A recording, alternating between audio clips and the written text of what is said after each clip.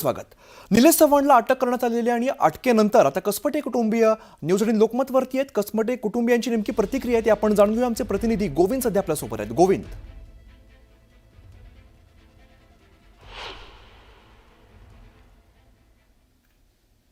वैष्णवीचे काका स्वतः आपल्या सोबत आहेत. सुधीर कसपटे, आपण त्यांच्याकडनं जाणून घ्या. खरं तर निलेश चव्हाण हा जो गुंडा आहे त्याची गतांडी धरून पोलिसांनी आता त्याला जेरबंद केलेला आहे. मात्र तो मागच्या 8-10 दिवसापासून पोलिसांपासून पळत होता. निलेश चव्हाणची अटक होणं किती महत्वाचं होतं, आपल्याला त्यांनी कसं धमकावलं होतं.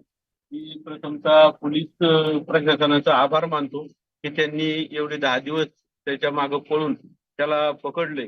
माझी पोलिसांना एवढीच विनंती राहील की त्याला आता आपण पकडले, त्याच्याकडनं सर्व ह्या केसमधले सगळे धागेदोरे त्याच्याकडे आहेत असं आम्हाला खात्री आहे. कारण जेव्हा वैष्णवीचा बाळ तुम्ही आणायला गेला होता तेव्हा त्याचा काय माज होता, कसा कोऱ्यामध्ये तो बोलत होता आणि ज्या पद्धतीने त्यांनी धमकावलं होतं त्यावेळेस मी तक्रार देखील केली होती. काय त्याचा माज होता त्यावेळेस? ज्यावेळेस आम्हाला समजलं की वैष्णवीचं बाळ निलेश चव्हाणच्या घरी आहे, त्यावेळेस आम्ही 4 लोक त्याच्या घरी गेलो. घरी गेल्यानंतर तो घरात नव्हता. आम्ही त्या घरातल्यांना विनंती केली की आम्ही वैष्णवीचे आजोबा आहोत, तर वैष्णवीचं बाळ आमच्याकडे द्या, ते आमच्याकडे व्यवस्थित राहील. तर तेवढ्यात तो आला आणि आम्हाला विचारलं की कोण तुम्ही, तुम्हाला मी बाळ देऊ शकत नाही, मी तुम्हाला ओळखत नाही.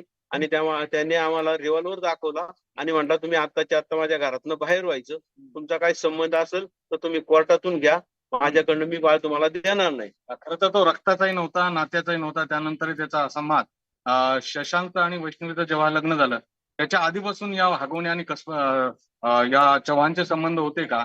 तो त्याच्या गुन्हेगारी कृत्यात सहभागी असेल असं वाटतंय का तुम्हाला? आणि काय त्याची ही अटक महत्वाची आहे असं वाटतंय? त्याच्याकडे पाहिल्यानंतर लक्षात येतं की त्याची प्रवृत्तीच गुन्हेगारी आहे आणि तो शशांकच्या सोबतच कायम असायचा आणि तो खरोखर एकदम गुंडच आहे. आणि आता पोलिसांना आमची एकच विनंती राहील की त्याच्याकडनंच सगळे ह्या केसचे धागेदोरे तुम्हाला ओपन होतील आणि तो सगळे ह्या कारस्थानामध्ये तो सामील आहे याची आमची खात्री आहे. खरं तर 6-7 दिवस हे राजेंद्र हगवणे सासरा आणि जो दीर जो आहे तो देखील फरार होता. त्यांना पळवण्यातही यांनी मदत केली असेल का? पोलिसांकडे अजून 2 मोबाईल नाहीयेत.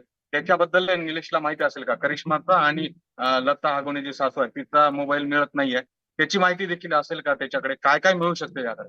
100% कारण हा त्यांच्या सगळ्यात जवळचाच माणूस होता आणि सगळी कारस्थानं निलेशला 100% माहीत आहे अशी आमची खात्री आहे. त्यामुळे आपण बघतोय की निलेश चव्हाणची ही जी अटक आहे ती किती महत्वपूर्ण आहे आणि ज्या पद्धतीने त्याला पोलिसांनी अटक केली, थेट गचांडी धरून त्याला इकडे ओढत आणलं जात आहे.